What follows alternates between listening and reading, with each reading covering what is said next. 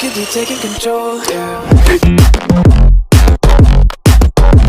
Hey guys, what's up? Google has done a good job with the Pixel 4a. I didn't expected Pixel 4a to be amazing, but it's even more better than what I thought, and even it has more storage than the Pixel 4 XL, only in $349. And now the Google has decided to do magic with the Pixel 5 XL. These leaks are gonna to make you forget about the other brands. Pixel 5 XL will use Qualcomm Snapdragon 765G. That means Google has said bye to the flagship processors by Qualcomm. Google has taken this decision because of high prices of the flagship processor, and Google has decided to compete in mid-range series, not in flagship series. According to me, it's a good decision by Google. Their fully flagship Pixel devices won't be selling very well. They are definitely overpriced. The price of the Pixel 5 XL will much cheaper. Also, the Snapdragon 765G is not a flagship processor,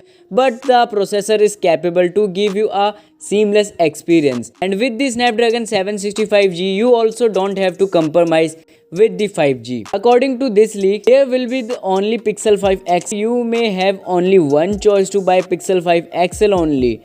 If you want to buy a cheaper version, so you can also go with the Pixel 5a. The price of the Pixel 5 XL is rumored to be around $699. It's incredible for the Pixel 5 XL. Outside of the slow processor, this is a flagship in every features. And I don't have to mention about the camera, because the camera of the Pixel devices are really great. So Google has decided to remove the Soli chip. It may also lead Google to make Pixel devices more cheaper. The smartphone also leaked on the Geekbench with Snapdragon 765G. The Pixel 5 series will be better than what we expect. The Pixel will offer so much in good price. Yes guys.